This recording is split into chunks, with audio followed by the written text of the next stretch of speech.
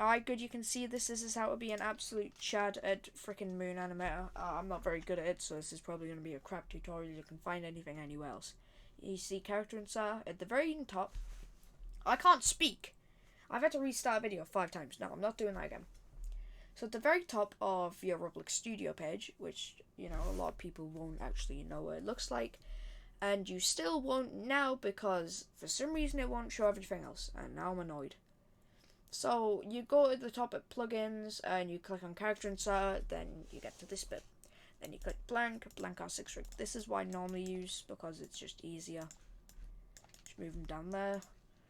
You can also do Easy World and File Explorer, but I'm still like learning Easy World, so I'm not going to go and deal with that. We're going to call the animation test. And the hardest part about this isn't animating. Well, it is, but it's coming up with something. That's one of the hardest parts. The other hardest part is to make sure your character doesn't go, ooh, look at this cool animation. Whoa. How dumb that was. Yeah, you don't want to do that, so we'll just freaking Control Z all of that. I delete the animation. Alright, so you should be able to see this. Right, yep, you can. If you click the plus, yes, you can still see this. Good. We're just going to click on him, and you see here, R6 rig. There. So what most people do, they're like, oh, click and then go down and click here. No, just click the rig button. Then click the plus sign on your keyboard. I'm pretty sure it could be anywhere. Let me just check. Yeah, it can be any of the two. It can be the numpad or it can be the bit at the top. I personally use the bit at the top because it's closer to backspace and enter. I don't know why. Even though it is clearly not, because, you know, I don't know. I just use the top of it. I'm used to it. So, to do this, what you need to do, you want to add keyframes, because if I didn't, and halfway through my animation, he was like, say, wanting to punch. Put that there. And put that there. Obviously, it's going to be a slow punch. And then, after the punch, he's going to do that. And he wants to jump to the sky, but look what happens, he floats upwards. So, oh, now what do we rig? We put keyframes in, and then boom, boom, boom. He's still gonna punch normally, but then it's not gonna look as bad. I'm just gonna go back, fix that there, and then I want to make him jump into the sky. Okay, I know I done wrong. You meant to put keyframe before the jump. I am just too stupid to realise that. Because he's already done everything that the keyframe tells him to do before. Add a keyframe before you're about to do something. Like, now, you won't go flying in the animation. Honestly, the punch anim doesn't look too bad because literally all my animations suck. I made one. Why the ones are just like too complex. So yeah, that's how you use basics. And now, oh my god, I deleted the thing again. So now, what we want to do is, geez man. So that's basically a few warnings. And do this. Oh, not a lot of people know as well, even though it literally says that there. Y is like a local thing. So it doesn't make a difference now. If I click R and rotate it, you can see that that does that. But if I click Y, it switches to that. Very helpful, because you don't want to be like, ooh, I can't get it in the right thing. You just want to be like, perfect. Obviously, you'll never be in this, but if you're like me and completely stupid, you'll actually know what I'm saying. I freaking opened File Explorer, alright. Alright, so, now that that's out of the way, click R, you do that, click Y, and it's local. It doesn't matter what way you rotate it, it will always be the same. See that? That. Standard, once you've rotated it. You get what I mean? Oh, B, Click B and you'll put an onion skin on. That's its official name, so if you move forward, you know where you started. I'm pretty sure that, well, I think that's pretty cool because it can help you along the animation. Click B and then click B again to move it. And you can kind of see how far you're going in the animation. It kind of helps. I delete them again. Bruh. Now, let's go on to camera animation. Make it look snazzy. Camera. Add camera. Now, you're not going to understand any of this. I didn't. I was just adding cameras like. So, to do this, for a start, C frame. You want to add a keyframe. Wherever you want to be. That's plus, remember. Plus gives you the keyframe. And then you'd move your camera and you'd be like, boom. And then you'll go, woo. And you'd move along. And now you go here. And then move it to like here. That's why we do with cameras. And it looked really bad. As you can tell. So, my way around this was looking at tutorials for 5 hours straight. First of all, field of view, keyframe as well, before I get into the camera stuff. Click 7 on your keyboard to get to easing. Don't need that at the minute. We want value. To give it a cinematic look, 30. It will completely mess up your animating, so I'd recommend sorting out cameras later after you've made the animation. You need pre-cinematic instead of just, you know, this. That's not too cinematic. If you want it unbelievably cinematic, boom. Now you can't see anymore. Woo! Yeah, don't go below like 20. Because like 20 is for close-up zooms. 10? No. That's too close. I don't know what I'm doing if I do that. 30 is what I stick with because it looks good. And what if we do like 1,000? Yeah. Fish eye lens activated. And I don't know the max number, so I'll just go 999. Okay, apparently 1,000 is the max number, I'm pretty sure. So yeah. Let's switch this back to normal, which is 75. We'll sort cameras later. If we actually start doing an animation. This is just basics, and it's probably my first video, which is going to take a while. And I'm crap at speaking. Also got a new mic. If it's bad, tell me to switch. But it's been fine for me and other people. Alright, so cameras. So if we want to, say, have a cinematic view. Well, we need to sort this as well first. Alright, just going to have to bear with me with the awful FOV. So this is just sorting cameras out. So, if we want the camera to have a close-up shot, boom. And now, if you do that and go to the side, it'll do that. But you might not like that, so click 7, and there's different easing types. Like, we'll try all of them, because I really don't know what all these do.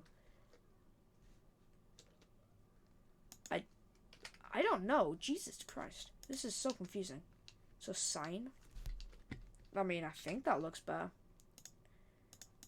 Bounce. We'll try out bounce. That looks good. So, no, that looks horrendous. Bruh. Quad. Oh yeah, quad's nice. Like I said, I don't really see a difference, but I think it looks better. Yeah, it does. It's a bit more smooth. Yeah, it's more smooth, definitely. But constant. Click that. You flick between camera shots, and I wish I knew that sooner because I'm sad now. You flick between camera shots. Go to a walking shot of the camera. Bear in mind, you can still animate while it's doing this. It's not just still images. Which I find quite cool. Let's remove all of this camera nonsense. Oh, I'm adding more keyframes, please. You can't delete keyframes, as far as I'm aware. So I'm just going to have to do that. Boom. Now fix my FOV, please. That's camera basics. Let's start on an animation first. So if we want to make a simple jump animation, it's going to be bad, but whatever. Also use R6, no R15. I'd show you why, but it would add another half an hour on this video. R15 sucks for animating. I'll just quickly get over why. Just add my character. Boom, boom. Look at how many different things there are. And you have to make every single bit of this look good. Like, bruh. Also, like, bruh. R6 just looks better in my opinion, so we're just gonna remove this peasant out of this world. And we're back to bad FOV, because technically he is not a part of an animation anymore, so I can't just delete him in Moon Animator. Bruh. Alright, so, to make an animation, just slide this along. If you want the character to zip to a pose, put the keyframe before it as constant. So, if I want him to just, like, quickly switch to a, I don't know, that pose, I'd put that as the keyframe, not the one before it, because then that would make the animation look even worse. Look at that. If I put that there, the next slide, like this, and he's back up, see, that's what would happen. But if I said this is constant, this would happen. Same as if I set this to linear again. Linear can be better most times, I'd say, for smooth animations. Only use constant occasionally. But it's still good stuff to learn. So, if we want them to walk forward... Actually, no, not walks. PTSD. I literally cannot make walking animations. So, if you want them to jump, we could kind of angle them like that. Actually, tilt that a bit. And this is actually a good time to do that. That looks good enough. Obviously, it's going to look bad because it's one of my first animations. And then, how fast is that? It's not very fast, so we'll just get to here. And then, boom, drag them up a bit. Try and add a keyframe for every bit. If you're going up, also click G to return it to its original position. That does help with animating sometimes, especially if you're in like a really difficult spot. I don't know, sometimes sometimes I like when the freaking circles follow you around. You can kind of gauge how much it's rotated. The weird, what is this shape actually? It's like a circle. It's a bowl. Now, he has jumped. It's gonna look funky. It looks like the original Roblox jump. That's how easy it was. They just like, that's all they've done. This for the original Roblox animation.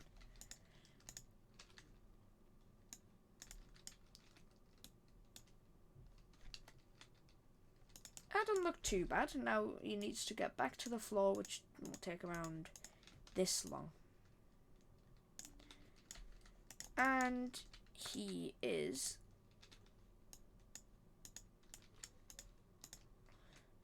back down.